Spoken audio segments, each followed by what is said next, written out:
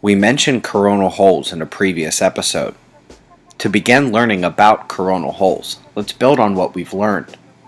We have seen the sunspots, dark umbras surrounded by penumbras, with magnetic fields connecting the spots right through the centers.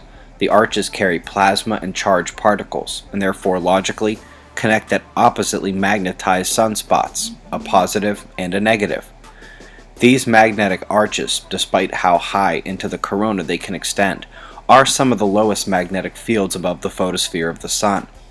The connection arches between sunspot umbras are known as umbral fields, while larger arching fields extend across a very large area of the Sun, and these are called coronal fields in blue. Just like the umbral fields, these can push and maintain charged particles. Where there are no fields arching over the surface, we find the coronal holes. These are areas where the forces controlling the charged particles extend out into space rather than arch back down to the Sun. This allows the solar wind to push out much more quickly.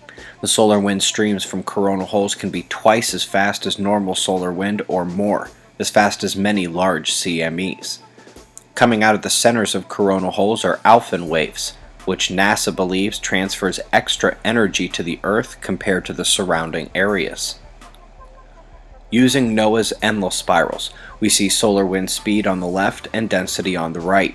There are no CMEs to be seen, but yet some streams are much faster than others. Those are the coronal hole streams, and if you look to the right, there are denser lines ahead of those faster streams. The faster coronal hole stream catches up to slower solar wind out ahead of it and bunches up the particles just like snow bunched up on a shovel. Coronal hole streams are distinct on the asolar wind charts.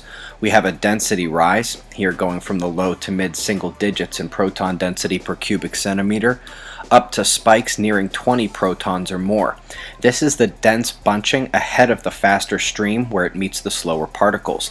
Now after that wave passes, the faster particle stream comes and the speed rises quickly. You can verify this by noting the higher temperature of the plasma particles emitted by coronal hole streams.